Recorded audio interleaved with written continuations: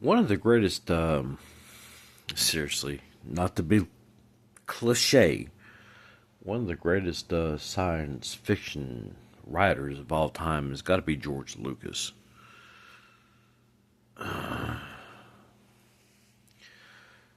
Because he wrote a space western, you know, about geopolitics. That's a wild thing because here's the thing. Here's what you got to think about. You don't have to, but think about it. Hamas is like the rebel alliance against the evil empire. Okay, it's a rag scrag, group of fucking space cowboys out there doing their thing.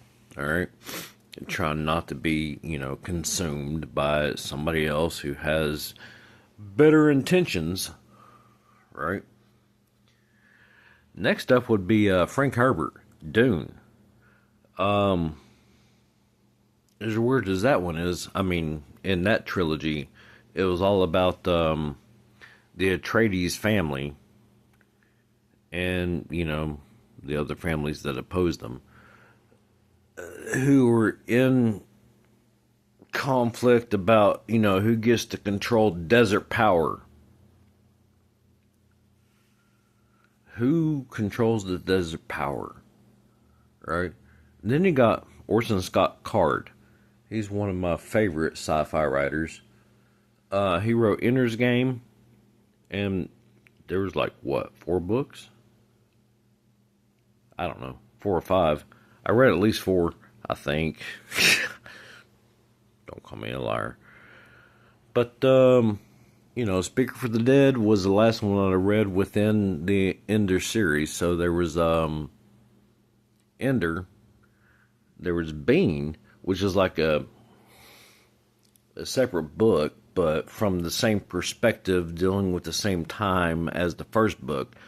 But Ender was written about Ender, and then Bean was written about his lieutenant. Okay, and then you had Speaker for the Dead. But anyway, Orson Scott Card coined the term, the web, for the web, for the internet. And he was talking about Ansibles and communicating simultaneously, faster than the speed of light, using something he called in his series, the Ansible. There's an AI that was plugged into Ender's head. I mean, it's all